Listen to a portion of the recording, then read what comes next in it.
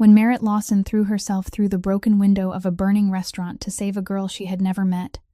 She had no idea that girl was the younger sister of the most powerful man in Philadelphia. She had no idea that man would unleash his entire underground empire across the city for 2 straight days and nights, hunting for a homeless woman who vanished into the darkness without leaving a name. This is the story of one reckless moment that changed 3 lives forever. And it's about the kind of courage no one hires and no one pays for, and about 2 people who thought they had lost everything, but found each other at the exact moment they had nothing left to lose. Stay until the end, because this ending will stay with you long after the story is over. If this story touched your heart, hit that like button so more people get to hear it. Share this video with someone who needs to believe that second chances are real. Come out of more and subscribe to our channel so you never miss the next story, because every story here is told for those who need it most. That night, in a club hidden behind an alley on the west side of Philadelphia, Prescott Ashford sat at his usual table. The pale yellow light fell across his face, sharpening the cold lines of his features and the eyes that never gave away emotion. Across from him, a middle-aged man sat on the edge of his chair, both hands resting on his thighs, his voice trembling as he asked for more time to repay his debt. Prescott didn't look up. He was looking at his phone screen, where Eloise had just sent him a text. 3 words. I'm home. Safe. Prescott looked at the message for a few more seconds before putting the phone away, then lifted his eyes to the man across from him with a flat, unreadable stare. 2 weeks, he said, his voice so light it was as if they were discussing the weather. Don't make me remind you again. The man nodded again and again, then stood and backed toward the door. Prescott didn't watch him leave. He had already turned back to his phone, typing a reply to Eloise. Stay inside. On the way home, Prescott sat in the back seat of the black SUV and called Paxton. Is Eloise in her room? Yes. Paxton's voice came through the car speaker, low and steady. Rochelle said she's been in there since 7. Hasn't come out. Prescott didn't answer. He ended the call and looked out through the window. Philadelphia at night stretched beneath the streetlights, the high-rises glittering in the city center. But the farther south they drove, the thinner the light became, giving way to darkness and silent streets. Somewhere inside that darkness, less than a 15-minute drive from Prescott's mansion, Merritt Lawson was curled up behind the porch of an abandoned restaurant on Kensington Street. The February wind cut through the thin coat she had picked up at the shelter on Broad Street the week before. It wasn't warm enough, but it was better than nothing. Merritt had learned to think that way over the past 2 years, ever since the streets had become her home. She knew which shelter served dinner on Tuesdays and Thursdays, which church opened earliest to hand out morning porridge, which street corner was hidden enough to sleep in without being bothered. She knew to avoid the dark alleys behind the Amtrak station after 10 o'clock at night, and never to close her eyes if there were strange footsteps nearby. 2 years had taught her many things no school ever could. Tonight, the porch of the abandoned restaurant was the best place she had found. The awning blocked the wind from one side, and the brick wall behind her still held a little warmth from the afternoon sun. Merritt pulled her knees up to her chest, wrapped her arms tightly around them, and tried to hold in her body heat. Her breath rose in white mist through the cold air. She searched the pocket of her coat for the few coins left from that morning, when a passerby had tossed them into the paper cup she had set in front of her. Her fingers touched something else. A crumpled envelope, its edges frayed, one corner bent out of shape. She didn't need to look to know what it was.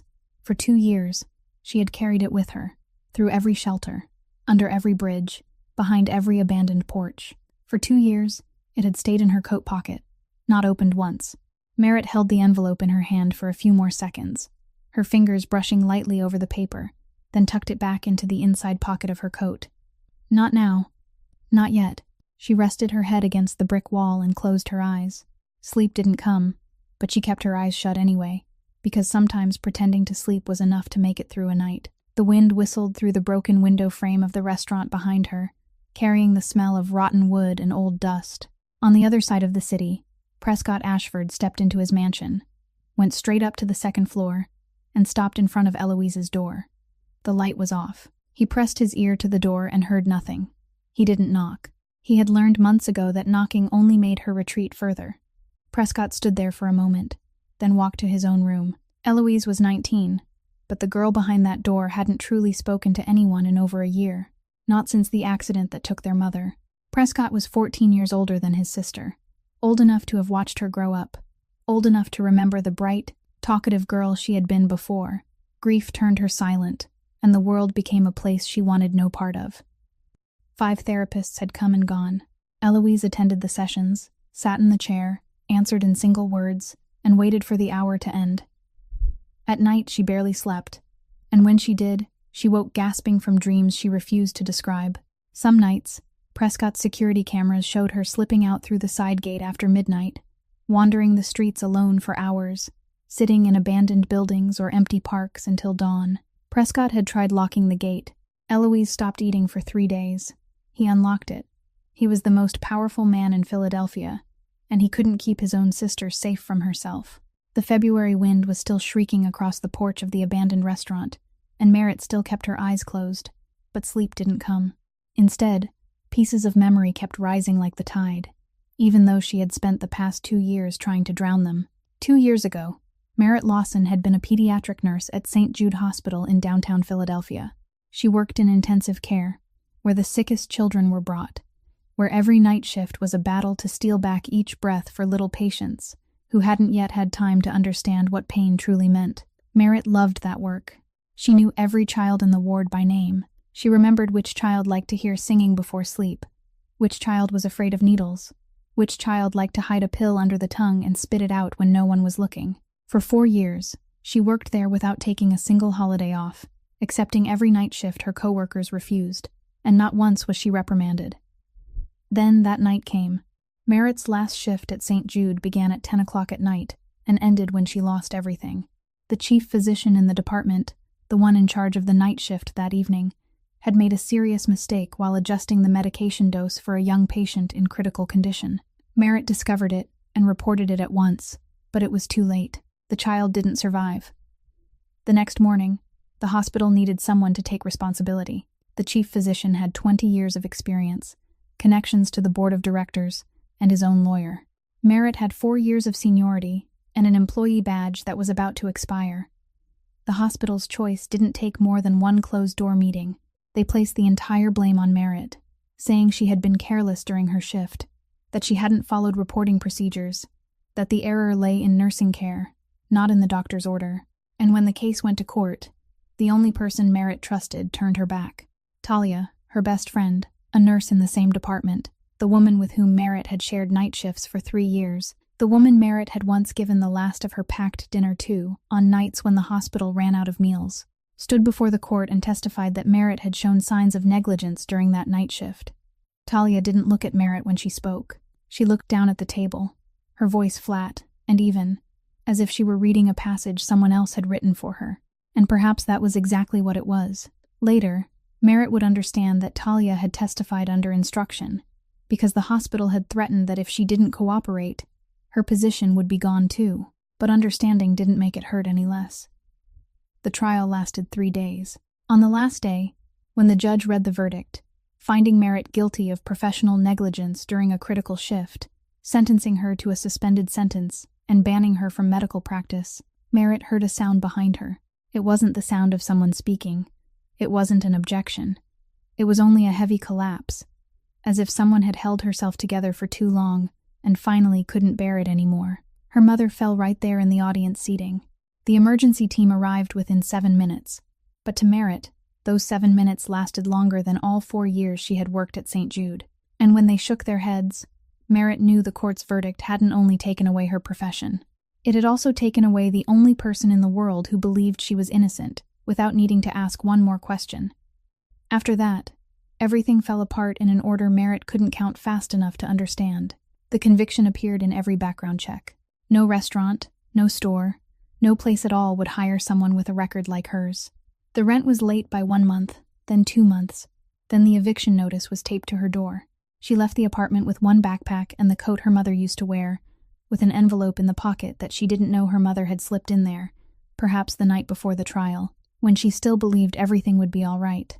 Merritt found that envelope 3 weeks later, when she was searching her pocket for loose change beneath an overpass on the south side of the city. She picked it up, recognized the familiar trembling handwriting on the front, and tucked it back into her pocket, unopened. 2 years passed. The envelope remained in her coat pocket, traveling with her through every night, and every time her hand accidentally touched it, Merritt shoved it back into the same place, quickly, as if afraid that if she held it for even 1 second longer, she would have to face whatever was inside. Tonight was the same. Merritt lay curled on the cold concrete, eyes closed, one hand still resting on her chest, right where the envelope lay beneath the layer of her coat. She tried to remember the last time anyone had called her by name. Not, "Hey, you," or "Move somewhere else," or that look that passed straight through her as if she didn't exist, but someone looking at her, recognizing that she was a human being, and calling her name, Merritt. She couldn't remember. Maybe she had forgotten what that felt like. That same night, less than 1 block from where Merritt lay, Eloise Ashford was walking alone through Kensington Street. She had slipped out through the side gate of the mansion an hour earlier, the way she did most nights when the silence of her room became louder than anything outside. She didn't have a destination. She never did. She just walked until her legs were tired enough that sleep might come when she returned. The abandoned restaurant caught her eye because the door was half open, and inside it was darker than the street. Darkness felt safer to Eloise than light.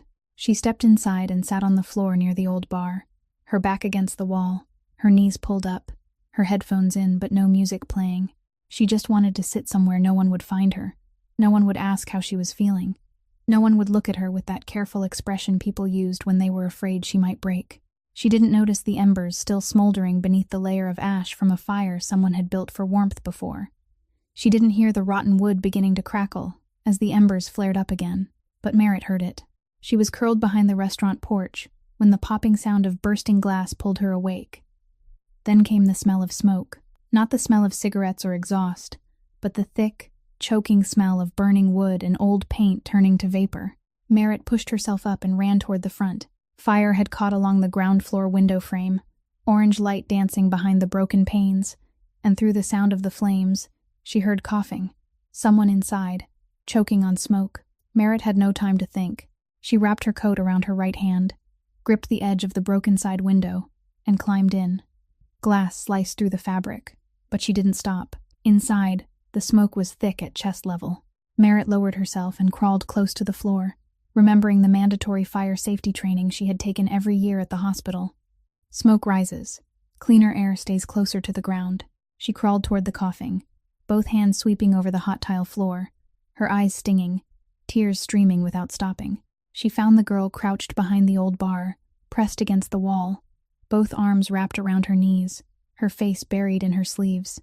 She wasn't screaming, wasn't calling for help. She was just sitting there, coughing, as if she had already decided that no one was coming. Merritt grabbed her arm. "Get down. Cover your mouth. We're getting out."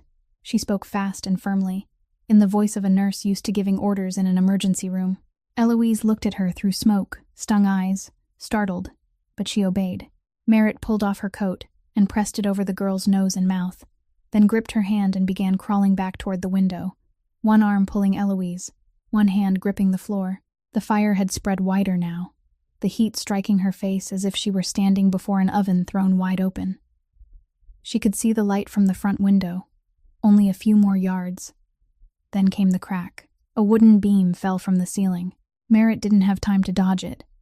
She twisted her body and pushed Eloise flat against the floor, shielding the girl with her own back. The beam slammed into her shoulder and back, its weight driving her down.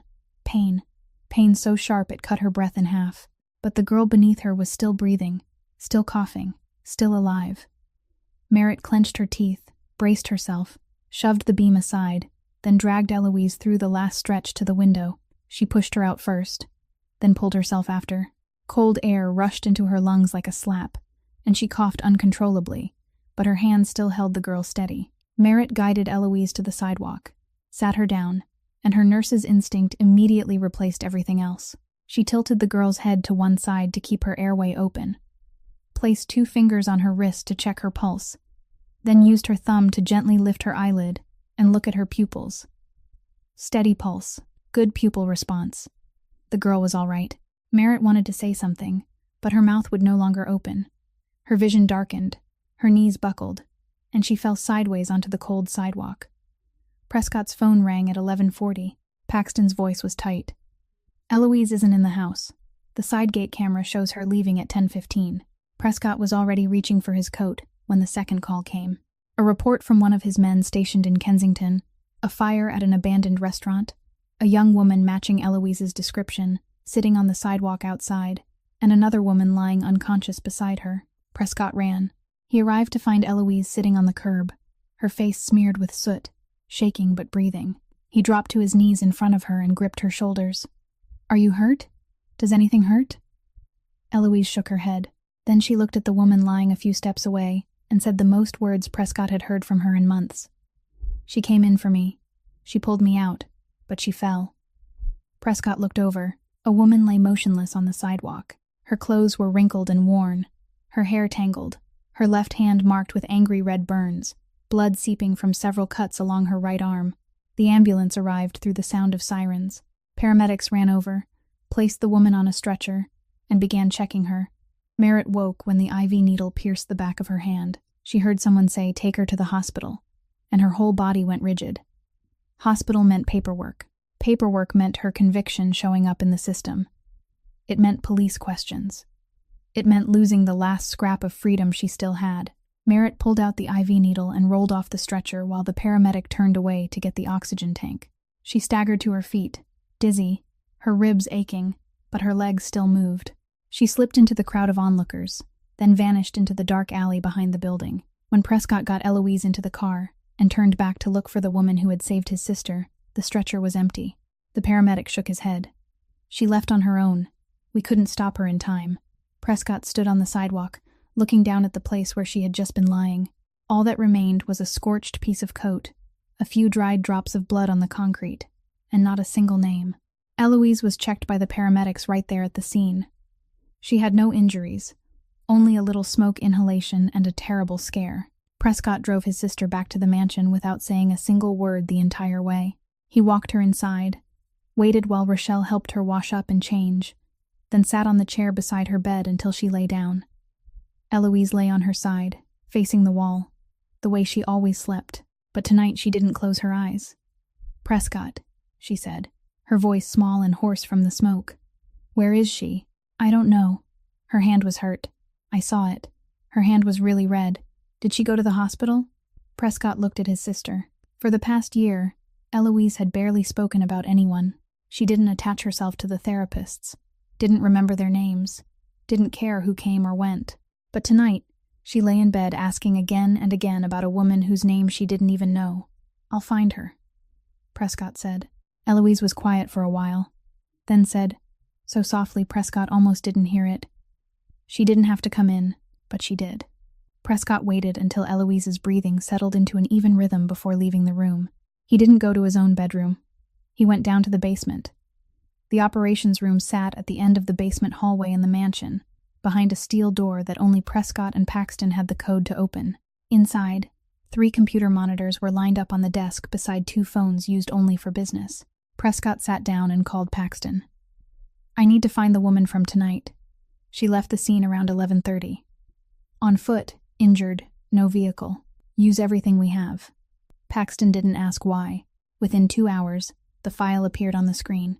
Merritt Lawson, 28 years old, former pediatric nurse at St. Jude Hospital in Philadelphia. 4 years of experience. Work evaluations always marked excellent. Then the next line. Convicted of professional negligence during a critical shift. Suspended sentence. Permanently banned from medical practice. Prescott read that line twice. He leaned back in his chair, both hands folded in front of his chest, staring at the screen without blinking. Paxton stood beside him, waiting. "Still looking?" Paxton asked, his voice neutral, though the question carried far more weight than those 2 words. Prescott was silent for a moment. Then he said, slowly and clearly, "A woman with a conviction involving a child ran into a burning building to save a stranger. Either she's insane, or she's innocent. Either way, I need to find her. Keep looking." The first day passed with no result. Prescott's people spread across the neighborhoods on the south side of the city, but no one saw Merritt. She knew how to disappear, knew the hidden corners even Prescott's network couldn't reach. On the second night, Prescott drove out himself, alone, no bodyguards, no Paxton. He drove slowly through every dark street in Kensington, Frankfurt, and Fishtown, his eyes sweeping over every porch, every underpass, every shadowed corner behind abandoned buildings. When Paxton found out, he called immediately. You can't go wandering around those neighborhoods at night. You're the highest value target in this city. My sister is alive because of her, Prescott replied, his voice flat and steady. I don't need anyone teaching me what matters. Paxton said nothing more. He ended the call and sent 2 more cars to follow Prescott without telling him. On the afternoon of the second day, Paxton called again. Found her. Alley behind St. Patrick's Church, East Kensington. Prescott arrived within 15 minutes. The alley was narrow and dark, trash piled along both walls, the smell of damp rot mixed with old urine, and at the end of the alley, curled on a folded piece of cardboard, lay Merritt Lawson. She was lying on her side, both arms wrapped around herself, her face flushed with fever. The burn on her left arm had swollen, the skin around the wound discolored and leaking fluid. The cuts from the glass on her right arm had gone untreated, red edges spreading wider. She was shaking, but not from the cold. Her body was burning itself from the inside. Prescott looked at her, looked at the cardboard, looked at the torn shoes, looked at the swollen arm, looked at the gaunt, darkened face blazing with fever. He said nothing. He bent down, slid one arm beneath her back, the other beneath her knees, and lifted her into his arms. Merritt was lighter than he expected, so light he nearly lost his balance, because he had braced himself with too much strength. She was light, as if the past 2 years had allowed the city to eat her away from the inside, leaving only skin over bone and a heart still beating because it hadn't agreed to give up. Prescott laid her in the back seat of the car. Merritt opened her eyes faintly, her lips moving, but no sound came out. Paxton was already in the driver's seat, watching through the rearview mirror. Hospital or home? Home, Prescott said. Call Dr. Whitmore. A hospital means records, police questions, press exposure. Our doctor can handle it cleaner. The car rolled through the night. Prescott sat in the back seat beside the woman burning with fever and drifting in and out of consciousness. He watched her face in the flickering streetlight that passed across the window. This was the woman who had saved his sister. This was the woman who had taken a burning beam against her, back to shield a girl whose name she didn't even know. And this was the woman who had run into the night because she was afraid a hospital would ask for paperwork, because she carried a conviction that perhaps didn't belong to her. Prescott Ashford had met many kinds of people in his life. Skilled liars, men loyal only because money paid for their loyalty, men ready to sell out their own brothers for a piece of land. But he had never met anyone who ran into fire to save a stranger, then disappeared without asking for a single thank you.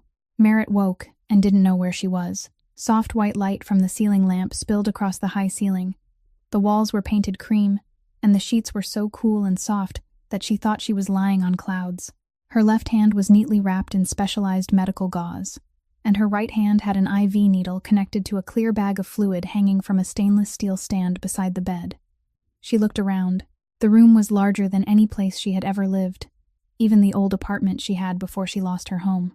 There was a dark wooden wardrobe, an empty desk, a leather chair beside the window, and a large window looking out over the trees outside. Merritt's first instinct wasn't gratitude. She pulled the IV needle from the back of her hand, turned herself out of bed, and her bare feet touched the cold wooden floor. Her ribs throbbed when she stood, the bruises from the wooden beam still aching deep beneath the skin, but she gritted her teeth and walked toward the door. She needed to get out of here. She didn't know where this was, who had brought her here, and most important of all, what they wanted. 2 years on the streets had taught her that no one gave anyone anything for free. She had just put her hand on the doorknob when the door opened from the other side. Prescott Ashford stood in the doorway, wearing a shirt with the sleeves rolled up, no suit jacket, no expensive watch, looking far more ordinary than a man who owned a mansion like this should have looked. He looked at the IV needle lying on the bed, looked at Merritt's bare feet on the floor, looked at her eyes studying him with the guardedness of someone far too used to defending herself. "You saved my sister," he said, his voice calm, as if he were stating an obvious fact. "Now sit down so I can save you." "I don't need anyone to save me. The burn on your hand is infected. You had a fever of 104 degrees when I found you lying in the alley behind the church. Another day, and you could have lost that arm. You still think you don't need anyone to save you?" Merritt didn't answer. She stood there, one hand still on the doorknob, watching Prescott with eyes he couldn't read. Not angry, not afraid, but the look of someone too exhausted to have to trust anyone anymore. "You can leave any time you want," Prescott said, stepping back to give her room. The door isn't locked. No one is keeping you here. But at least stay until the wound heals. The doctor said it'll take at least a few days to control the infection. Merritt looked at the open door behind Prescott. The hallway was long, the wooden floor polished, the silence deep. She could walk out right now. Walk down the stairs, out the front door, back to the streets, back to the porch of the abandoned restaurant or some underpass somewhere, back to the life she already knew. But her left arm throbbed beneath the bandage, and she knew Prescott was right. Infection didn't heal itself. Without antibiotics, without clean dressings, that burn would only get worse. She had seen enough infected wounds in 4 years as a nurse to know that better than anyone. "A few days," she said, her voice hoarse. "Then I leave." "All right." Prescott nodded and turned away, saying nothing more. The first night, Merritt didn't sleep. She sat on the bed, her back against the soft leather headboard, her eyes open, staring at the room in the dim glow of the nightlight. She touched the sheets, felt the smooth fabric beneath her fingers, and thought that the last time she had lain on a real bed was 2 years ago, in the apartment she had been evicted from. She was afraid to close her eyes, afraid that when she opened them again, she would find herself still lying on cardboard in the alley behind the church, and all of this would only be a dream born from fever. Around 2 o'clock in the morning, she heard soft footsteps outside her door. Not Prescott's footsteps, not Rochelle's. Light, hesitant, stopping right in front of the door. Then nothing. Merritt waited for a while, then stood and opened the door. Eloise was standing in the hallway, barefoot, wearing an oversized sweater that fell past her hands, her dark hair loose around her face. She looked startled, as if she hadn't expected the door to open. "I just wanted to see if you were still here," Eloise said, her voice barely above a whisper. Merritt leaned against the doorframe and looked at the girl, 19 years old but standing there like someone much younger, someone who had forgotten how to ask for the things she needed. "I'm still here," Merritt said. Eloise nodded. She didn't leave. She didn't come in either. She just stood there in the hallway, her arms wrapped around herself, as if she wanted to say something but couldn't find the words. Merritt didn't push. She sat down on the floor in the doorway, her back against the frame, and said nothing. After a while, Eloise sat down too, a few steps away, her back against the hallway wall. They sat like that in silence, 2 women who didn't know each other, in a hallway neither of them belonged in, until Eloise's head tipped to one side and she fell asleep right there on the floor. Merritt pulled the blanket from her own bed, draped it over the girl, and sat there until morning came. The next night, Eloise came back. She didn't knock, just sat down in the hallway outside Merritt's door, and Merritt came out and sat with her. By the third night, Eloise didn't stay in the hallway. She stepped inside Merritt's room, sat in the leather chair beside the window, pulled her knees up, and closed her eyes. The next morning, Rochelle was making coffee in the kitchen when Prescott came downstairs. She looked at him with an expression Prescott had grown used to over the 6 years she had worked here, the look of someone who knew more than she said. "Your sister slept until morning," Rochelle said, placing a cup of coffee in front of Prescott. 3 nights in a row. Not one scream. Not one nightmare. She paused, wiping her hands on a towel. "I've been here 6 years, and I've never seen her seek anyone out like that. Not even me." Prescott didn't answer right away. He drank his coffee, looking through the kitchen window, where the morning sunlight was spreading across the line of trees in front of the mansion. 1 hour later, he knocked on Merritt's door. She was sitting on the bed, her hand neatly bandaged, her freshly washed hair still damp, wearing the clothes Rochelle had left ready on the chair. She looked nothing like the woman he had carried out of the alley 2 days earlier. Still thin, still shadowed beneath the eyes, but clean and alert, with sharp eyes looking straight at him, waiting. "For the past 3 nights, my sister has slept until morning," Prescott said, standing at the door, not stepping inside. "She hasn't been able to do that in over a year. 5 therapists came and went. Not one of them could keep her from waking up in the middle of the night." He stopped. "I don't know what to call what you've been able to do, but I need it. Eloise needs it. Can you stay?" Merritt was silent for a long while. She looked down at her hands, her left hand wrapped in white bandages, her right still marked by faint scars from the glass. These hands had once cared for hundreds of critically ill children, then been accused of a crime they hadn't committed. These hands had once searched through trash cans for food, had believed they would never be needed by anyone again. "I'll stay," Merritt said, her voice soft but clear. "For the girl. During her first week at the Ashford mansion, Merritt tried to make herself as small as possible. She woke early, made her own bed, folded her own clothes, ate less than the portion Rochelle set out for her, and avoided entering any room unless she was sure she was allowed there. She kept her distance from Prescott, seeing him only when necessary, and spent most of her time near Eloise or inside her own room. But this house wasn't normal, and Merritt knew that from the very first day. She didn't ask, didn't search, didn't deliberately observe.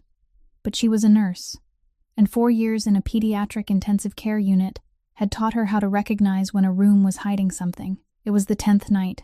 Eloise had gone to her room since 9 o'clock. Merritt was lying in her room, eyes closed but not yet asleep, when she heard heavy footsteps outside in the hallway. Not Eloise's footsteps, too heavy. Not Rochelle's, because she always went home before 8 o'clock at night. These were the footsteps of at least 2 men, moving fast, with purpose, toward the stairs. Then came the sound of Prescott's office door opening and closing. Merritt lay still for a while. This wasn't her business. She was only a temporary guest, here because of the girl, unrelated to whatever else happened inside this house. But then she needed water. At least that was the reason she gave herself when she stepped into the hallway. The second-floor hallway was dark, with only the light from Prescott's office spilling through the slightly open door at the end. Merritt walked toward the stairs, which meant she had to pass that door, and she saw, through a gap not even a full handspan wide, she saw Prescott sitting behind his desk, leaning back in his chair, both hands resting on the tabletop, his face without expression. Across from him, a man stood, not sitting, even though there was an empty chair right beside him. The man's face was pale, sweat beading across his forehead, both hands clenched tightly in front of his stomach. His voice trembled as he spoke, each word broken, trying to explain something Merritt couldn't quite hear. Prescott let him finish without interrupting. Then he opened a leather briefcase on the desk, took out a stack of papers, and placed it in front of the man. "You have 2 choices," Prescott said, his voice light and even. There was nothing in that tone to suggest anger or threat, but it was that very calmness that made it frightening. "Pay back the full amount in 30 days, or leave the city before the weekend and don't come back. Choose." The man swallowed. I'll pay all of it. 30 days. "Yes." Prescott gave a slight nod. Paxton, standing in the corner of the room, whom Merritt only noticed then, opened the door for the man to leave. At that exact moment, Prescott's eyes lifted and stopped at the crack in the door, stopped on Merritt's eyes. They looked at each other through that narrow space, and neither one said anything. Merritt didn't flinch, didn't step back, didn't pretend she was going to get water. She stood there, looking straight at him, and he looked straight back at her. Then Prescott stood. He came out into the hallway and closed the office door behind him. The 2 of them stood in the dark hallway, a few steps apart. "You saw everything," Prescott said. "It wasn't a question." Merritt nodded. "You're afraid." That wasn't a question either. Merritt looked at him, tilting her head a little, as if weighing every word before speaking. "I'm not afraid of you," she said, her voice calm. "I'm trying to understand who you are." Prescott was silent. He folded his arms across his chest, leaned back against the hallway wall, and looked at her with an expression Merritt couldn't read. Not judgment, not threat. More like he was waiting to see what she would do next, whether she would run or stay. "I'm the man who keeps Eloise safe," he said, slowly and clearly, "by whatever means necessary. You may not agree with how I do it, but everything I have, everything I've built, exists for one reason only, and that's so no one can touch the people I protect." Merritt listened. She heard not only the words he said, but also the things he didn't say. She heard the voice of a man who was used to people leaving once they knew the truth, and who was already preparing for the next person to leave. "The whole world once judged me wrong," Merritt said, her voice soft but not weak. "Convicted me for a mistake that wasn't mine. Looked at me as if I were something dangerous because of a few lines written on a piece of paper. I know what that feels like." She paused for one beat. "I won't do that to you." Prescott didn't answer right away. He stood there, looking at her, and Merritt saw something shift in his eyes. Nothing large, nothing dramatic, just a small movement, as if some door inside him had opened a few more millimeters, enough for light to slip through, but not enough to see what was inside. "You should go to sleep," he said at last. "Eloise sleeps better when she knows you're nearby." Merritt nodded and turned back to her room. She never got the water. She lay in bed, eyes open, staring at the ceiling, thinking about the pale-faced man trembling in front of the desk, about Prescott's calm, emotionless voice as he offered two choices that were really only one, about the way he had looked at her through the crack in the door. She knew where she was now. She knew Prescott Ashford wasn't just a wealthy real estate businessman. She knew this house hid far more than what could be seen, and she knew that if she were smart, she should leave the next morning. But down the hall, Eloise was sleeping peacefully, and for the first time in over a year, the girl wasn't waking in the middle of the night, gasping from nightmares. Merritt wasn't going anywhere. She closed her eyes, and that night, for the first time since arriving at the Ashford mansion, she truly slept. In the days that followed, life inside the Ashford mansion began to find a new rhythm. Merritt didn't try to become anyone special to Eloise. She didn't offer advice, didn't make promises, didn't try to seem overly cheerful. She was simply there. There every morning when Eloise came downstairs. There every afternoon when Eloise sat in the living room reading or staring out the window. Whenever Eloise looked around the room, Merritt was always exactly where she expected her to be. And for a girl who had grown used to people disappearing, simply being present was the greatest thing anyone could do. Merritt didn't push Eloise to talk. She didn't ask about the accident, didn't ask about their mother, didn't ask why Eloise wandered the streets at night. She just sat nearby, reading a book or doing small tasks around the house, existing quietly in the same space. One afternoon in the second week, Eloise came into the kitchen while Merritt was making tea. She sat at the counter and watched Merritt's hands move, the way she measured the water, the way she placed the cup. Then she said, without looking up, "You don't ask me questions." "No," Merritt said. "Everyone asks me questions. The therapists, Rochelle, Prescott. Everyone wants to know how I feel, what I'm thinking, whether I'm getting better." Eloise's voice was flat, but beneath it Merritt heard exhaustion. "I don't need to know how you feel," Merritt said, pouring the tea. "I just need to know if you want sugar." Eloise looked up at her, and for the first time, the ghost of something that might have been a smile crossed her face. 1 spoon. From that day, tea became their thing. Every afternoon, without discussion, without scheduling, Merritt made 2 cups of tea, and Eloise appeared in the kitchen. Sometimes they talked. Mostly they didn't. Sometimes Eloise said a few words about a book she was reading, or about a song she had heard. Once she mentioned, so quietly Merritt almost missed it, that their mother used to make tea the same way, measuring the water carefully, waiting for it to cool just enough before pouring. Merritt heard it, noted it, and said nothing more than was needed. She didn't say, "I'm sorry about your mother," or, "That must be hard." She just nodded and placed the cup in front of Eloise. Some things didn't need long explanations, but the moment that changed everything didn't come from tea or silence. It came on a quiet afternoon, when Merritt was changing the sheets in Eloise's room. She didn't have to do it. Rochelle still did that. But Merritt was used to doing things with her hands, and she wanted to keep herself busy. She lifted the mattress to tuck in the fitted sheet and found something underneath. A notebook. Not a journal, not a diary. It was filled with the same sentence, written over and over again, page after page, in handwriting that started steady and grew more frantic as the pages went on. It should have been me in the car.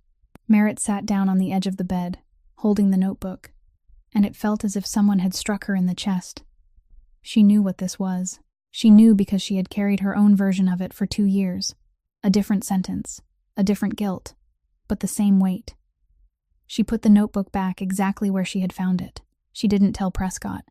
She didn't mention it to Rochelle. She waited for Eloise to come home, and when the girl sat in the kitchen for their afternoon tea, Merritt sat across from her, naturally, gently, just like every other afternoon. "Eloise," she said, her voice normal, "I changed your sheets this afternoon." Eloise's hand tightened around her cup. "When my mother died," Merritt said, not looking at Eloise, looking at her own tea, as if she were telling an ordinary story. "I spent a year believing it was my fault, that if I hadn't been convicted, she wouldn't have been in that courtroom. She wouldn't have collapsed. She would still be alive." She paused. "I wrote that thought down so many times it stopped looking like words and started looking like a wall I built around myself."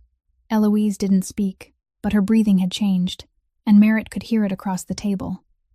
"The thought isn't true," Merritt said. still not looking up. But it feels true. And that's why it's so hard to let go of it. Silence. Long, heavy silence. Then Eloise's voice came, barely above a whisper. Mom was driving to pick me up from a party. I called her. It was late. I could have taken a cab. But I called her because I always called her. Merritt looked up now. Eloise's eyes were red, but she wasn't crying. She was holding everything in. The way people do when they've been holding it for so long they've forgotten there's another option. You called your mother because you trusted her, Merritt said. That's not a crime. That's love. Eloise stared at her, and in her eyes, Merritt saw something both surprised and relieved. The look of someone who had just discovered she wasn't the only person in the world carrying a weight like this. They sat quietly for a long time. Eloise finished her tea. Then she said, "Can you make another cup?" Of course. From that day, something shifted. Eloise still didn't talk much, still spent hours alone in her room, still had nights when sleep wouldn't come, but she stopped wandering the streets. She started coming downstairs earlier. She started sitting closer to Merritt instead of on the opposite side of the room. And one evening, about a week later, Eloise left something on Merritt's bed. A small watercolor painting on a torn piece of paper, a cup of tea with steam rising from it, and 2 chairs beside a table.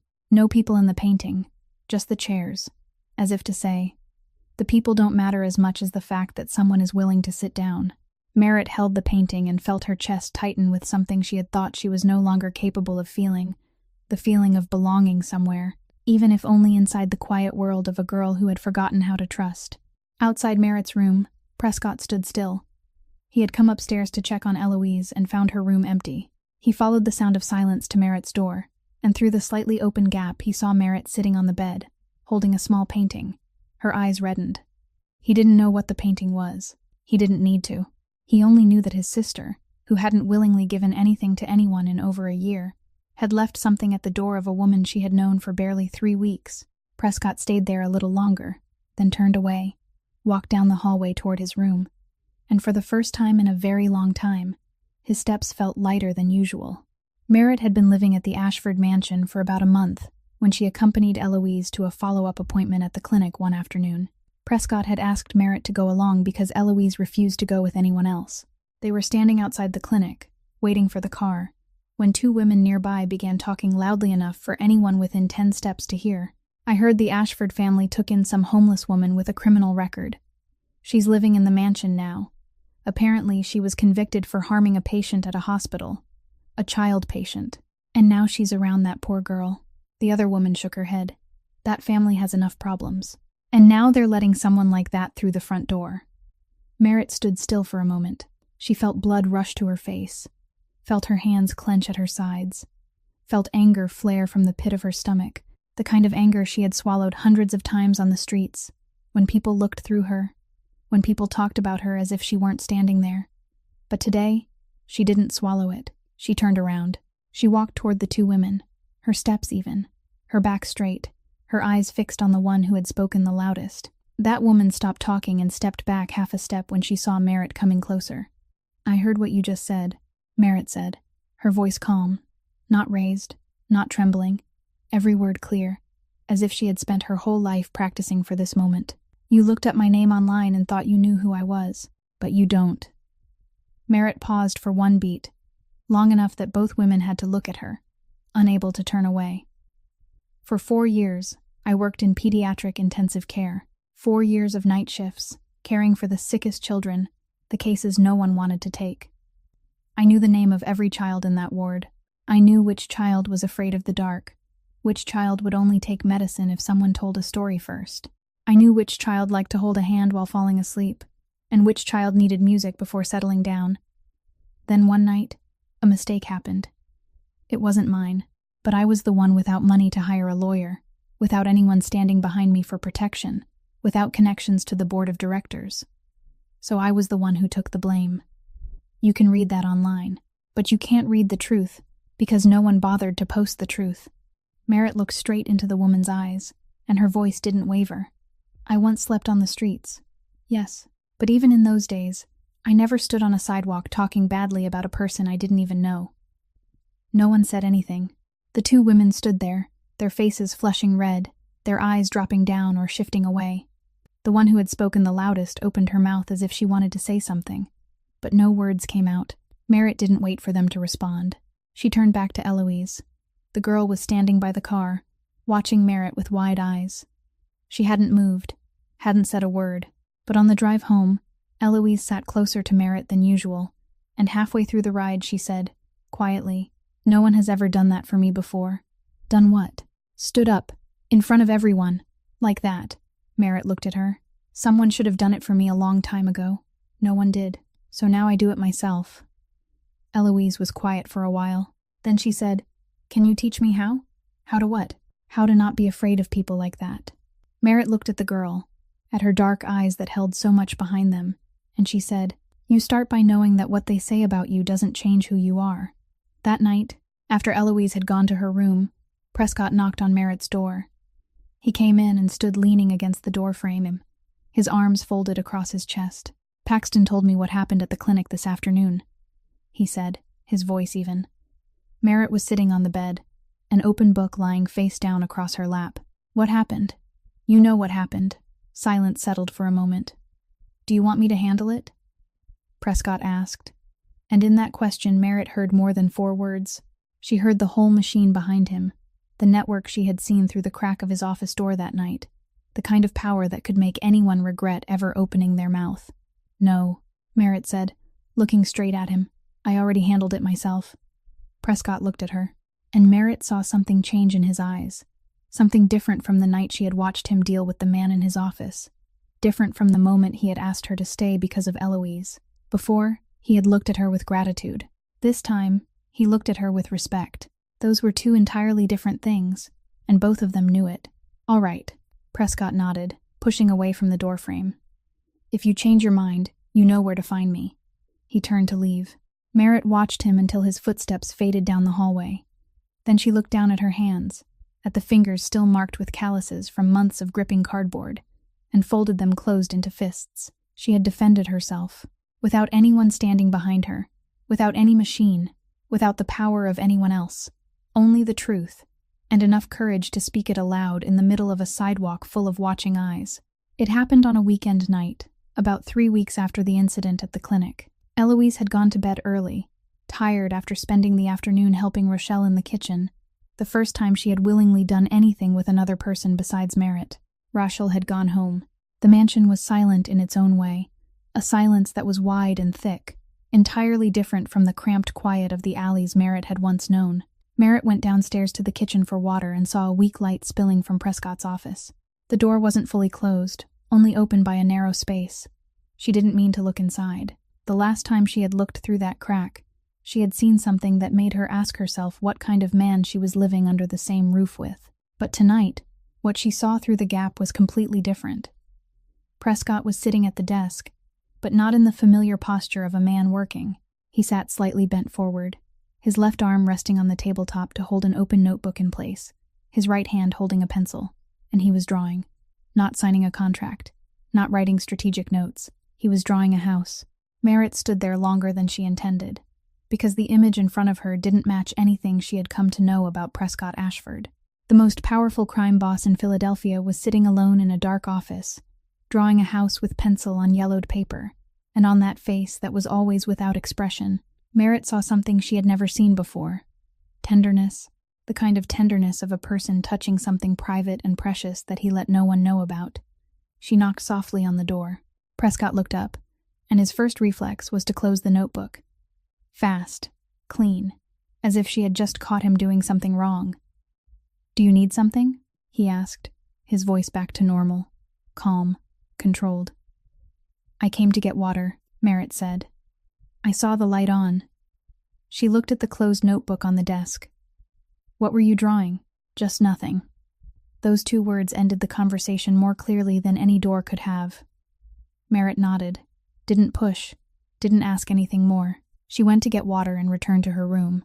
But a few days later, when Merritt passed the office to get the book Rochelle had left on the shelf, she saw the notebook lying on the desk beside the window, open, as if Prescott had just set it down and forgotten to close it.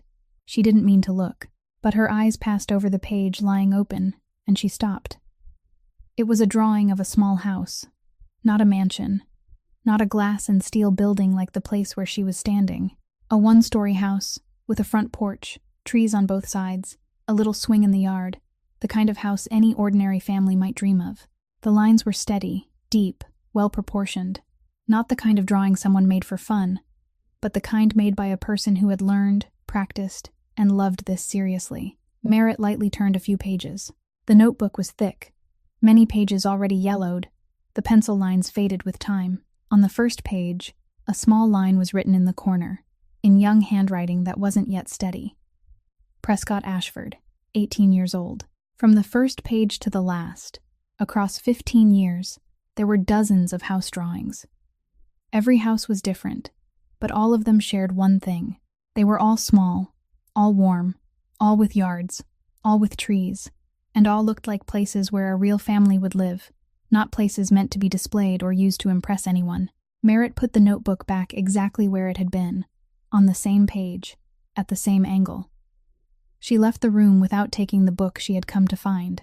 That night, after Eloise fell asleep, Merritt found Prescott on the second-floor balcony. He was standing against the railing, looking out over the city, both hands in his pockets.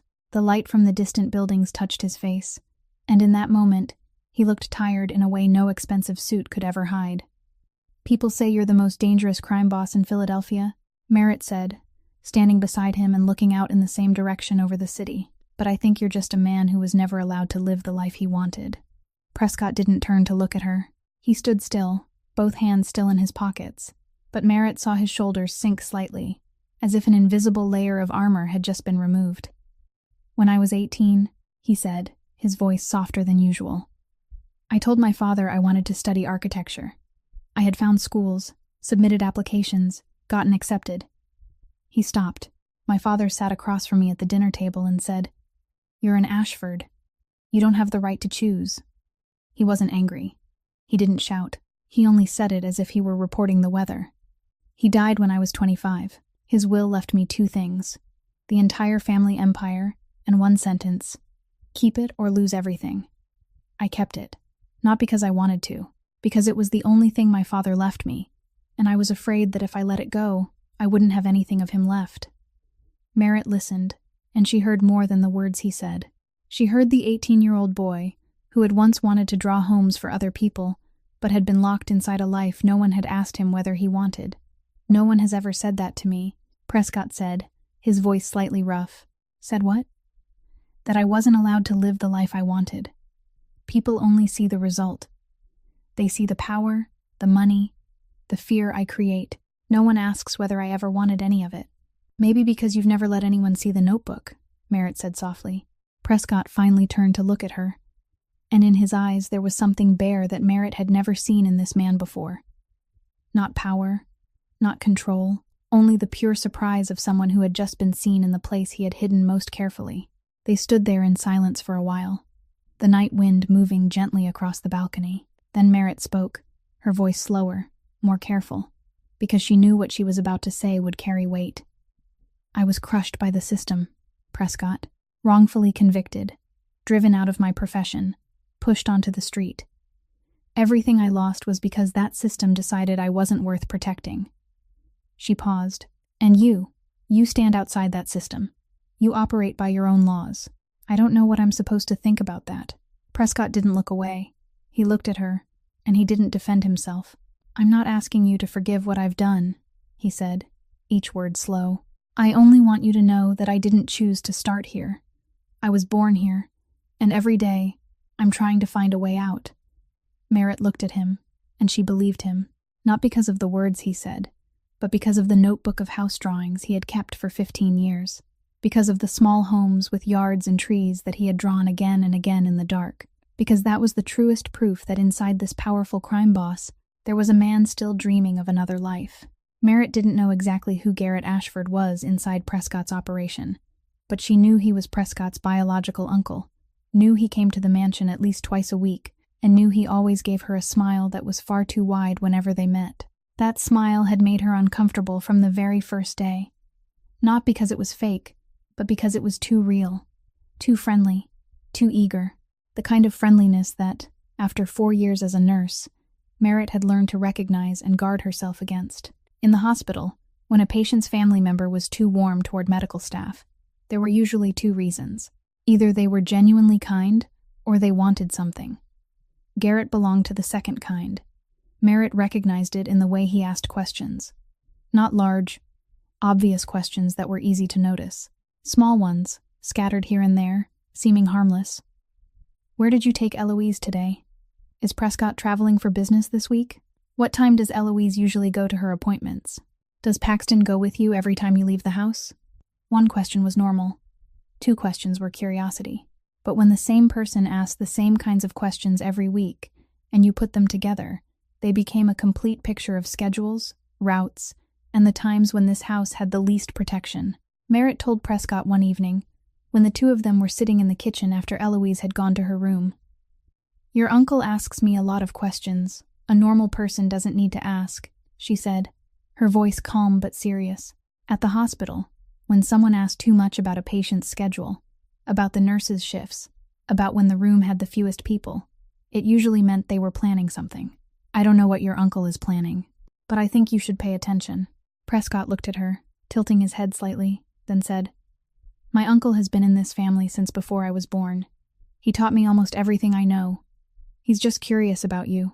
A new person in the house naturally makes everyone want to know." Merritt said nothing more. She had said her part. She wasn't in a position to force Prescott to listen. 2 weeks later, Prescott's phone rang at 6 o'clock in the morning. An article had just been published on a local news site. Prescott opened his computer. The headline filled half the screen. "Philadelphia real estate boss takes in convicted woman. Woman found guilty of harmful negligence in pediatrics now living in Ashford Mansion." The article included a photo from Merritt's court records, her full name, the case number, the sentence, everything. Within 1 hour, Prescott's phone wouldn't stop vibrating. Legitimate business partners called with questions. Even a reporter called asking for comment. Merritt found out when Rochelle placed the iPad on the kitchen table. The article already open on the screen, her face pale.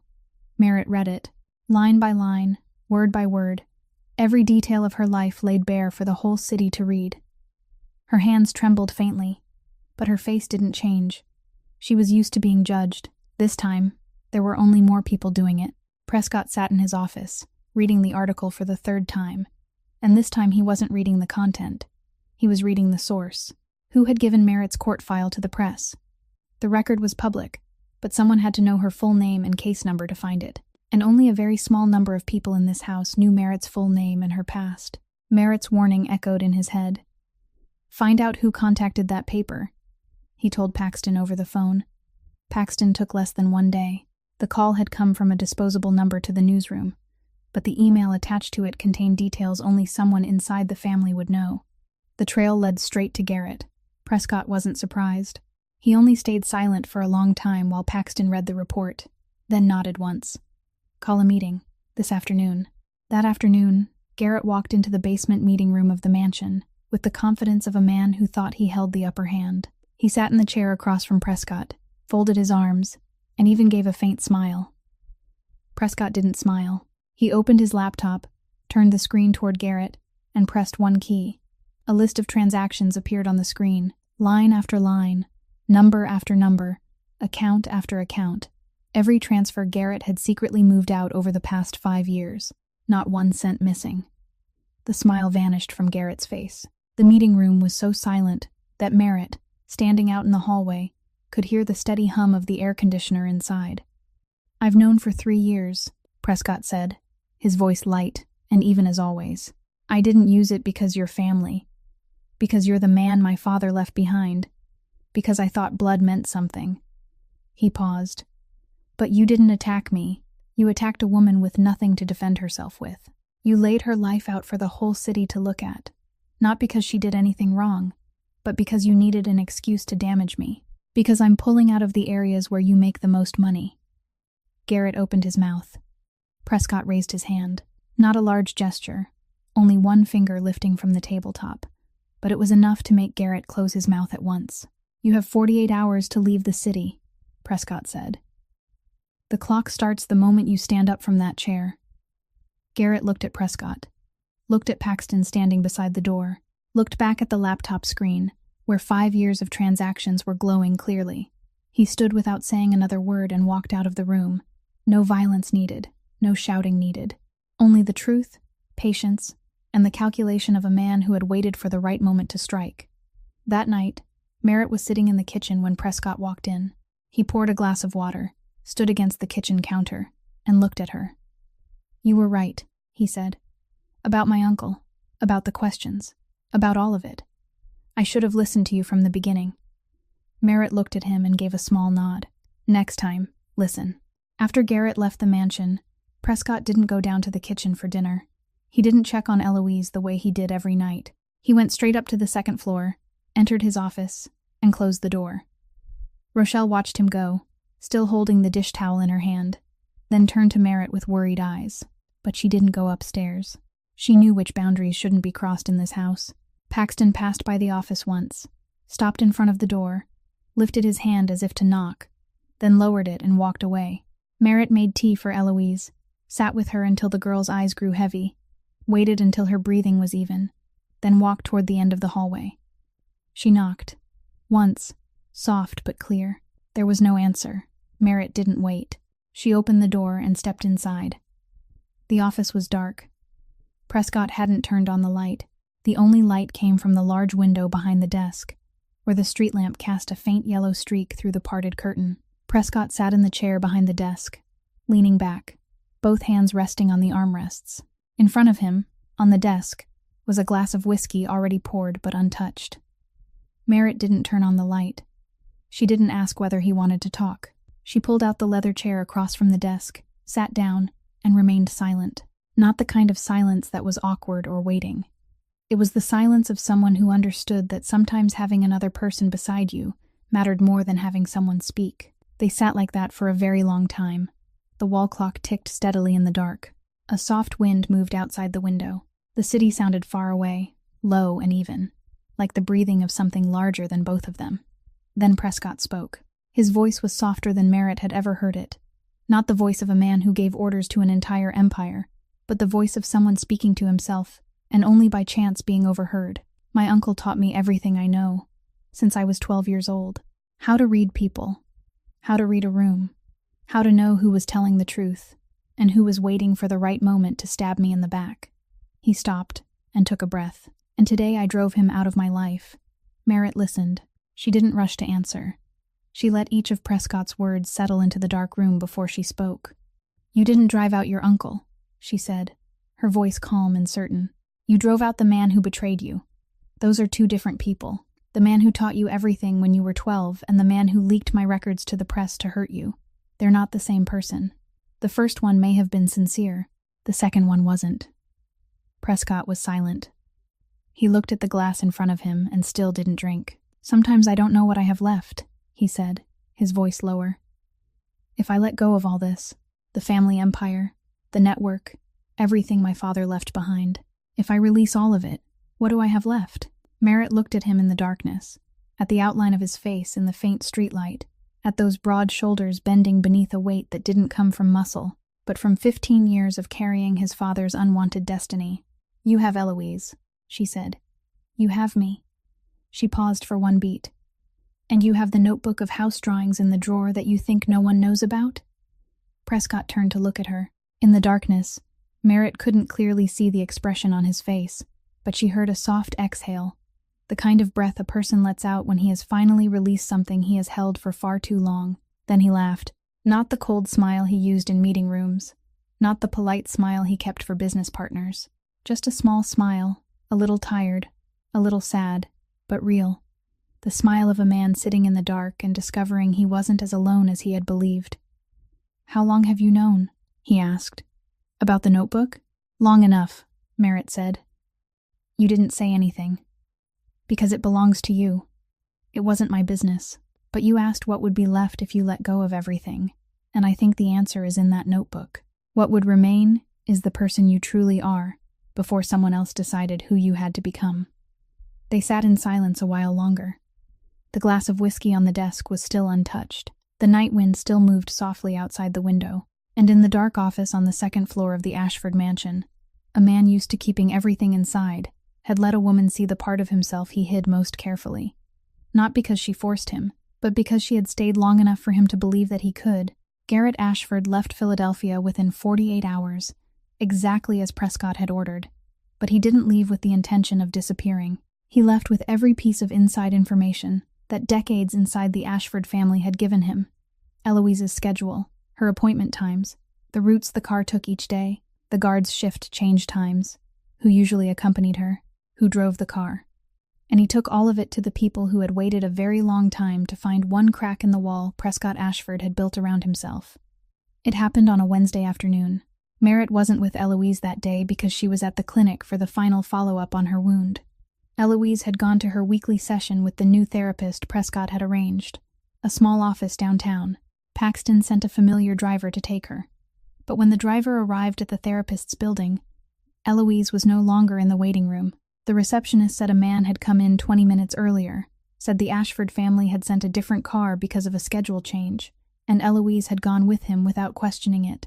The man knew her name, knew her brother's name, even knew the name of her therapist. A girl who barely talked to anyone had no reason to question someone who seemed to know everything about her. Prescott was in the basement office when his phone vibrated. Unknown number. He answered and heard a man's voice he didn't recognize, calm and slow, as if he were calling to discuss ordinary business. "Your sister is with us.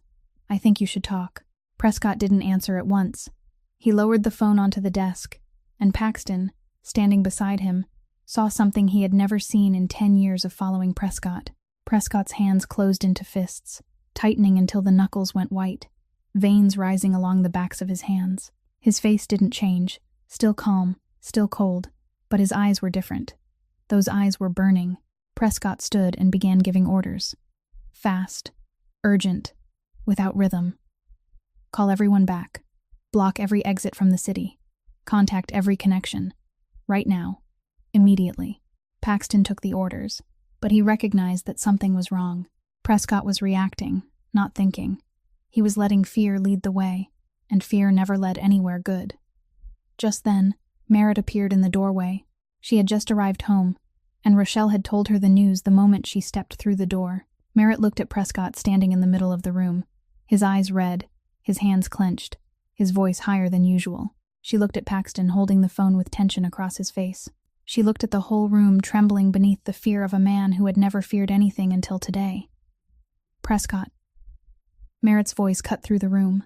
Not loud, not shouted, but sharp and clear. The voice of someone used to standing in an emergency room when everything was collapsing and everyone was yelling at one another. That voice said, "Stop. Listen to me. Do as I say." Prescott turned to look at her. "You're thinking with fear," Merritt said, stepping into the room, her eyes fixed on him. "Sit down. Breathe." The whole room went silent. Paxton lowered the phone. The two guards at the door stopped moving. Everyone looked at Merritt, a woman with no position in this operation, speaking to their boss in the voice of command. And Prescott sat down. "What do they want?" Merritt asked, her voice even, analytical. "They called you, which means they want something. If they wanted Eloise harmed, they wouldn't have called. They called because they want to negotiate. So negotiate. But under your rules, not theirs." Prescott looked at her, and in that moment, in the middle of the greatest fear of his life, he saw what Merritt truly was. Not only the woman who had saved his sister from the fire, not only the woman who helped Eloise sleep peacefully each night, but the person who could keep him standing when everything was falling apart. Prescott found his breath again. He picked up the phone and called the unknown number back. When he spoke, his voice had returned to the voice all of Philadelphia knew and feared. Low, even, without a ripple of emotion. "I don't negotiate. I inform. You have 2 hours to bring my sister back to the right place.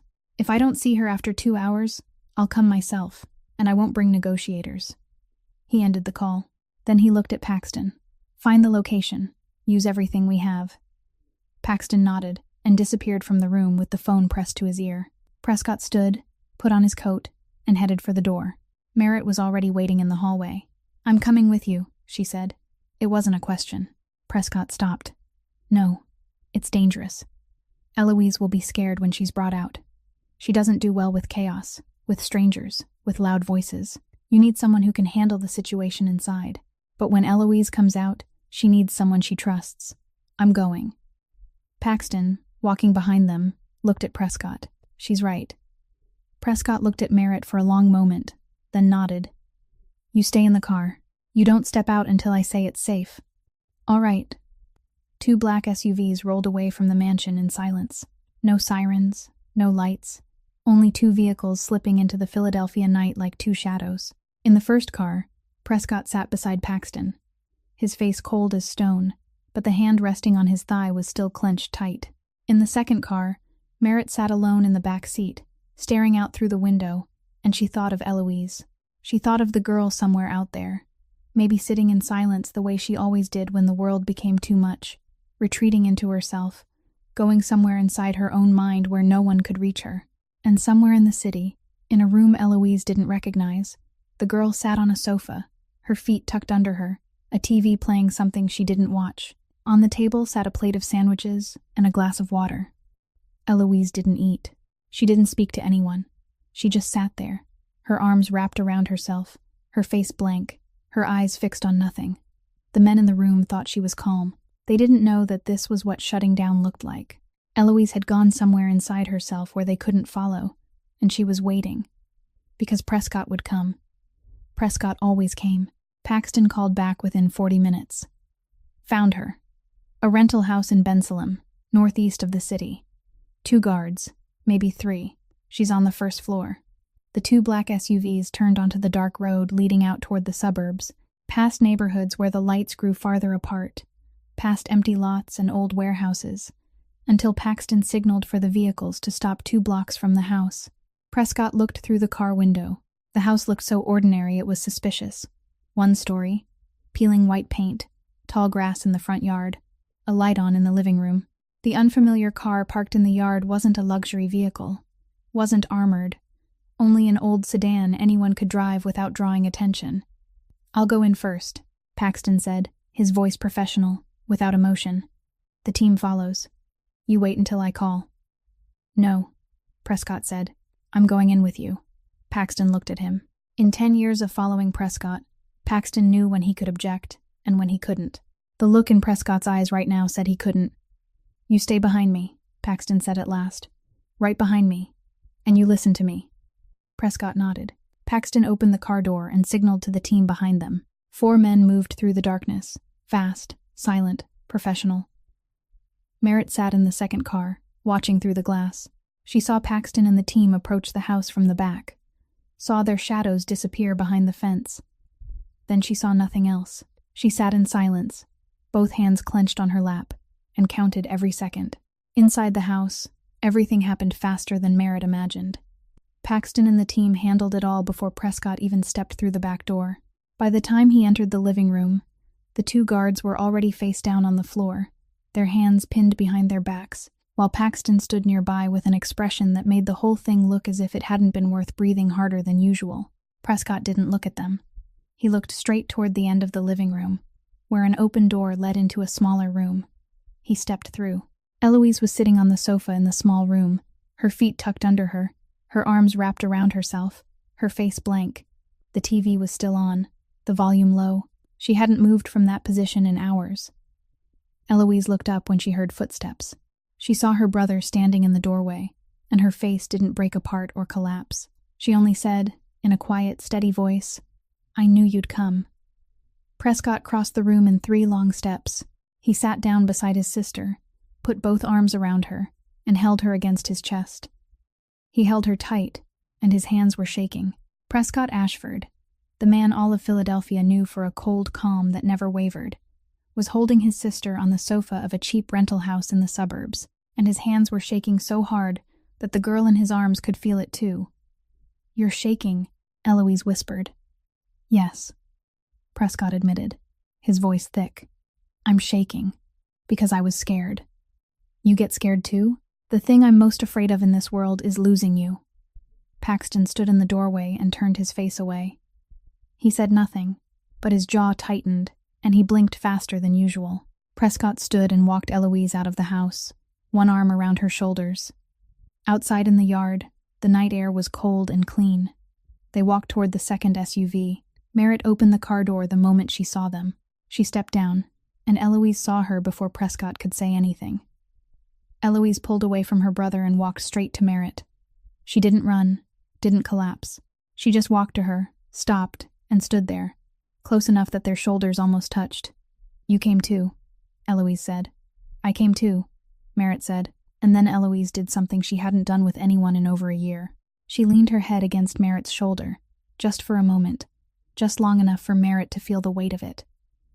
Merritt didn't move. She just stood there, letting the girl lean, letting her take whatever she needed. Prescott stood a few steps away, watching Merritt and his sister, and he didn't feel jealous. He only felt grateful. Grateful that his sister had someone she trusted enough to walk toward when she was afraid. He stepped closer, placed one hand on Merritt's back and the other on Eloise's shoulder, and the three of them stood beside the road in the night, under the pale yellow streetlight, in the middle of a quiet suburb where no one knew what had just happened inside that white-painted house. On the way home, Eloise sat between Prescott and Merritt in the back seat, one hand resting on her brother's arm, her shoulder still leaning against Merritt, her eyes heavy with exhaustion. When the car reached the mansion, Rochelle was already standing at the door, her eyes red, a towel clenched in her hand. Merritt walked Eloise inside. The girl sat down on the sofa, pulled a blanket over her legs, and within minutes she had fallen asleep, her face more peaceful than it had any right to be after what had happened. Merritt tucked the blanket around her. Prescott sat down on the floor beside the sofa, his back against the foot of it, watching his sleeping sister, and said nothing. The next night, Merritt couldn't sleep. Eloise was safe. The mansion had fallen quiet again, but inside Merritt, something refused to settle. She lay in bed for a while, staring at the ceiling, then got up and stepped out onto the second-floor balcony. The Philadelphia night was cold, but not biting the way those February nights had been when she was still sleeping on the streets. A soft wind carried the scent of green trees from the row of maples in front of the mansion, and the city lights in the distance blinked like a low layer of stars. Merritt leaned against the railing, both arms wrapped around herself, looking out without truly seeing anything. She heard footsteps behind her before Prescott appeared. He didn't ask why she wasn't asleep. He only stepped out onto the balcony, stood beside her, leaned against the railing, and stayed silent.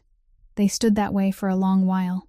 The wind moved, the lights flickered, the city breathed far away. Then Merritt spoke, and her voice was softer than Prescott had ever heard it. Not the sharp, calm voice she had used when facing the women outside the clinic, not the steady voice she had used when keeping him clear-headed in the middle of panic. This was the voice of someone saying something she had hidden for a very long time, so long that it had become part of her. "My mother wrote me a letter before she died," Merritt said. "I've never read it." Prescott didn't turn to look at her. He stood still, his eyes on the city. But Merritt knew he was listening in the way she had learned to recognize in him, with no nod, no, yeah, only complete stillness. "She wrote it the night before the trial." Merritt continued, her voice slow, each word drawn from some very deep place. "She tucked it into the pocket of my coat. I didn't know. I didn't find it until I'd been on the streets for 3 weeks. I was searching my coat pocket for loose change under an overpass when I touched it." She stopped and took a breath. I recognized her handwriting right away, shaky, leaning to the right, the kind of writing she always had when her hand was tired. She must have written it very late. "And you didn't open it?" Prescott asked, his voice gentle. "I didn't dare." Merritt swallowed. Her hand tightened on the railing, and Prescott saw her knuckles go white in the dim light. "I was afraid she'd say she was disappointed, afraid she'd say she had believed me, but I still lost, still let everything fall apart, still let her." Merritt didn't finish the sentence. She took a long breath, then continued, her voice trembling slightly. "But I was even more afraid she'd say she loved me. Because back then, lying under that overpass, filthy, hungry, with nothing left, I couldn't bear the thought of someone loving me. Not because I didn't want it, because I hated myself so much that I thought anyone who loved me had to be mistaken." Silence. The wind moved across the balcony, a little colder now. "Do you still have it?" Prescott asked. Merritt didn't answer with words. She reached into the pocket of her coat, the coat Rochelle had bought for her, though Merritt still moved the envelope into each new pocket whenever she changed clothes, and pulled out a small envelope, crumpled, frayed at the edges. Bent at one corner, the paper was stained with water, maybe from rain, maybe from sweat, maybe from tears shed a very long time ago. For 2 years, that envelope had traveled with her, through every shelter, every overpass, Every abandoned porch, every rainy night and freezing night. It was the one thing she had never left behind, even when there were times she had nothing else. And in those 2 years, she had not opened it once. "Do you want to read it now?" Prescott asked. Merritt looked at the envelope in her hand. Her fingers brushed over the paper, touching her mother's handwriting on the outside. Just one word. Merritt. "I don't dare read it alone," she said. Prescott said nothing more. He only held out his hand, palm open, and waited. Merritt looked at that hand, the hand that had given orders to an entire empire, that had clenched until the knuckles turned white when he heard his sister had been taken, that had trembled when he held Eloise in that suburban house. That hand was waiting for her now, patient, not rushing, not forcing. She placed her hand in his. Prescott closed his fingers around it gently. Then Merritt opened the envelope. Her hands shook, and she had to use both hands, one hand holding Prescott's, the other pulling at the edge of the envelope. The paper was old, thin, almost torn along the fold. Inside was a small sheet of paper, the kind torn from a notebook, and on it were 3 handwritten lines. The handwriting was shaky, leaning to the right, written by someone whose hand had grown tired, and perhaps whose eyes had blurred. "You are the rightest thing I ever did. Don't let anyone tell you otherwise. I believe you. Forever." Merritt read those 3 lines. Then she read them again. Then she read them a 3rd time. And on the 3rd time, she couldn't read anymore, because her eyes had blurred completely. Merritt Lawson cried. For the first time since the day her mother collapsed in the courtroom seats. For the first time after all those nights on the streets. All those meals from trash cans. All those times people looked straight through her as if she were air. She hadn't cried when she lost her home. Hadn't cried when she lost her profession. Hadn't cried when Talia betrayed her. Hadn't cried when she curled beneath an overpass on the coldest night of winter. She had held it all back, pressed it down, forced it tight, built walls around it, because she thought that if she began to cry, she would never stop. But tonight, on the balcony of the Ashford mansion, her hand held in the hand of a man she never could have imagined appearing in her life, reading the 3 lines her mother had written on the last night she was alive, Merritt let it break open. All of it, all at once. Prescott said nothing. He didn't say, "You're okay," or "Things will get better," or any of the sentences people say when they don't know what else to say. He only sat there, holding her hand, letting her cry, and he stayed until she was done. Not rushing, not forcing her to stop, just staying. 1 week after the night on the balcony, Merritt was in the kitchen preparing lunch when Paxton stepped in, his expression harder to read than usual. "Someone wants to see you at the gate," he said. "A woman, around 30 years old, says she's an old friend, says her name is Talia." Merritt set the knife down on the cutting board. Her hand stopped in the air for a moment, then lowered to her side. She stood still for a few seconds, looking down at the half-cut apple, then said, "I'll go outside. Do you want me to come with you?" Paxton asked. "No need." Merritt walked out to the front gate of the mansion, where Talia was standing outside the iron fence, a few steps away from the 2 guards. Talia looked different from the last image Merritt remembered of her, that day in court, when Talia had been wearing a clean nurse's uniform, her hair neatly pinned up, her eyes lowered to the table as she read her testimony. Now Talia stood in front of the gate of a Mafia boss's mansion, wearing a wrinkled coat, her hair loose, dark circles under her eyes, both hands clutching a large paper envelope to her chest as if it were a shield. Merritt stopped 3 steps from the gate. She didn't open it, didn't invite her in. "Merritt," Talia said, her voice hoarse. "I've been looking for you everywhere. I saw your name in the paper, the article about the Ashford house, and I knew you were here. I need to talk to you." "Then talk." Merritt stood still, both arms folded across her chest, her face without expression. Her voice was calm, but Talia recognized at once that calmness wasn't a sign of forgiveness. "I'm sorry," Talia said, her eyes red. "I know sorry isn't enough. I know nothing I say now can change what you had to suffer. But I need you to know I didn't want to do it. In court, that testimony, I didn't want to. But you still did," Merritt said, her voice flat. Talia swallowed and nodded. "I still did, because I was afraid. The chief physician called me into the conference room 2 days before the trial. He said if I didn't testify exactly the way the hospital had prepared, I'd be the next one fired. He said I had a family to take care of, loans to pay, and he asked whether I really wanted to risk everything for a case whose outcome had already been decided. Talia stopped and drew in a trembling breath. I was scared, and I chose to protect myself instead of protecting you. That's the truth. Merritt listened. She didn't interrupt, didn't react. She only stood there and listened, and every word Talia spoke fell into the silence between them like stones dropping into a deep well. But I didn't come here only to apologize, Talia said, and she lifted the paper envelope. I brought this for you. Merritt looked at the envelope but didn't reach for it. Inside are the hospital's internal emails, Talia explained, her voice speeding up, as if she were afraid Merritt would turn away before she could finish. Emails between the chief physician and the board, from before the trial. They discussed who they were going to choose to take responsibility. There's an email he sent me, telling me exactly what I had to testify to, with the threat attached if I didn't cooperate. All of it has timestamps, sender names, content. How long have you had these? Merritt asked, her voice still steady. Talia looked down. 2 years. Silence. The wind moved through the iron fence, stirring Merritt's hair lightly. 2 years, Merritt repeated, and for the first time, something cracked in her voice.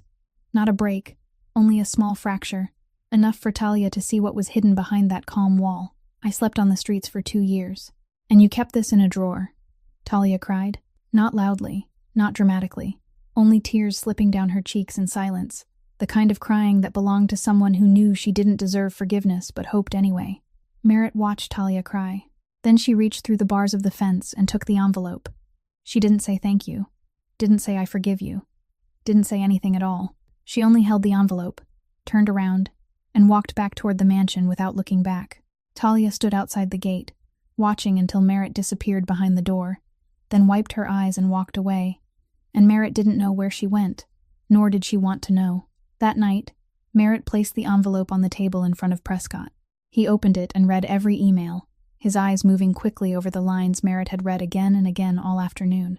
When he finished, he set the papers down and looked at her. I'll call the best lawyer in Philadelphia tomorrow morning, he said. This person has won cases much bigger than this. With this evidence, you'll be cleared. I need to do this myself, Merritt said. Prescott looked at her, tilting his head slightly. If I win this case with your money, with your lawyer, with your power, then I still haven't stood on my own, Merritt said, her voice certain. I need to win with the truth, with my own voice, not because someone stronger is standing behind me. Prescott was silent for a moment. He understood. Not because he agreed, but because he recognized that this wasn't stubbornness or pride.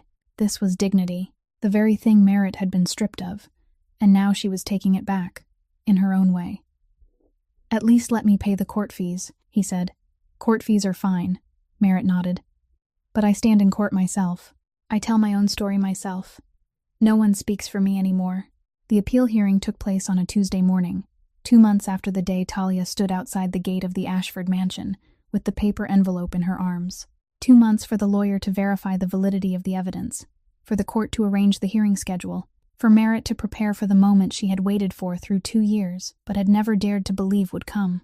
Courtroom number 7, inside the Philadelphia courthouse, wasn't large, but the ceiling was high, and natural light poured through 2 east-facing glass windows. Merritt walked in wearing the clothes Rochelle had helped her choose. Simple, neat.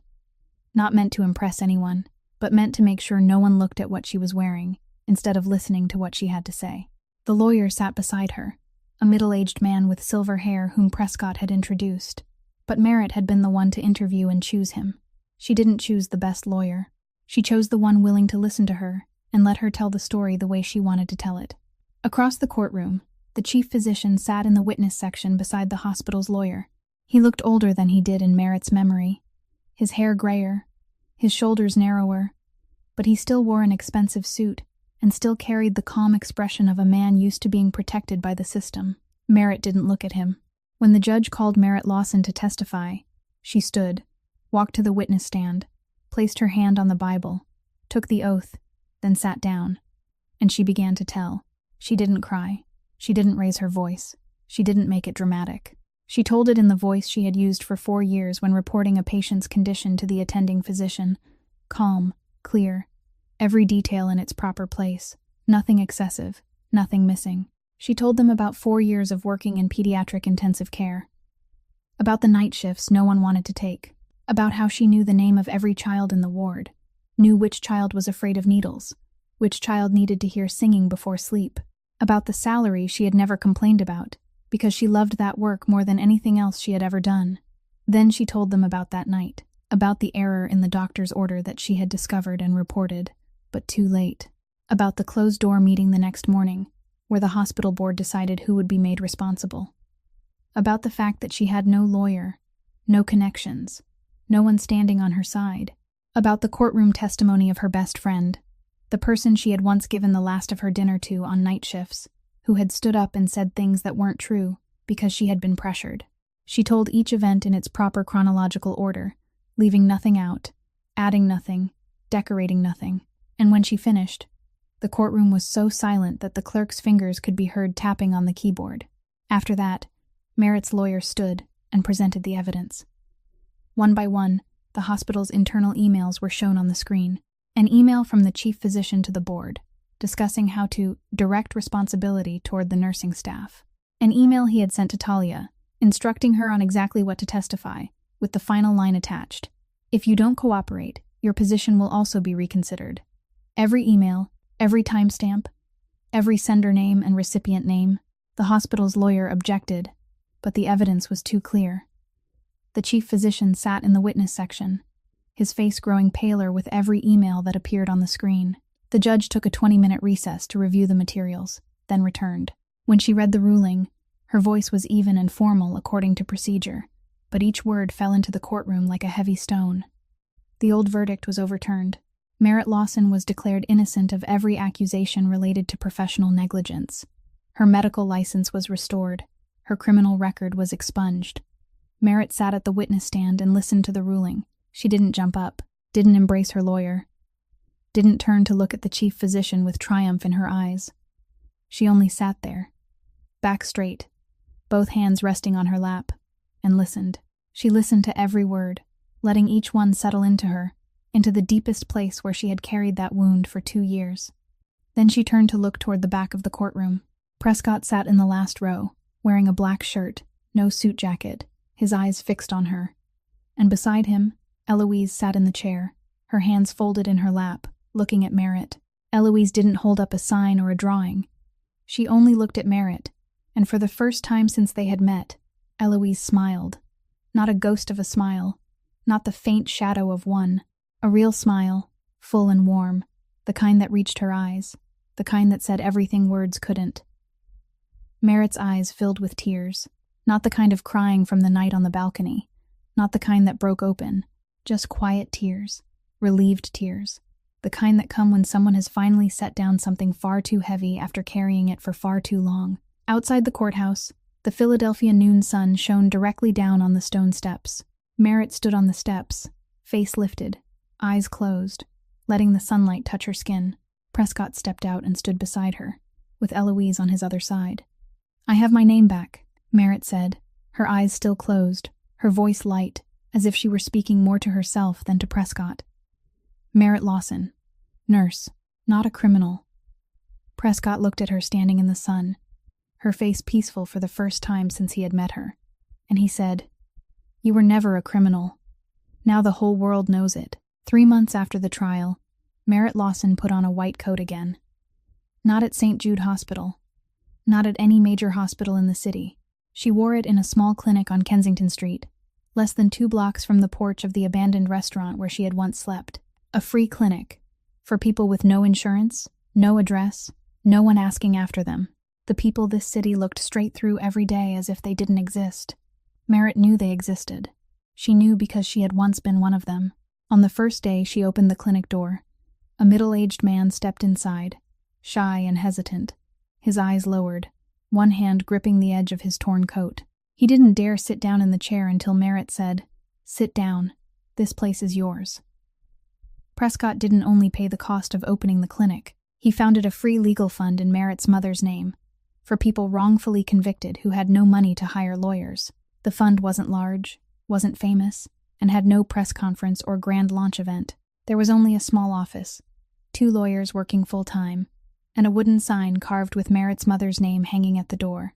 When Merritt saw the sign for the first time, She stood in front of the office door for a very long time, her hand touching her mother's name on the wood, and she didn't cry. She only nodded, softly, as if telling her mother, "I understand now. I'll carry it forward." Prescott was changing too. Not quickly, not easily, but every day he took one more step out of the world his father had left behind. He transferred parts of the underground work to Paxton to manage, and slowly narrowed them down, while expanding the legitimate real estate side. Some nights he came home late, his face tense, and Merritt knew those were the nights when leaving wasn't going smoothly. But he didn't stop.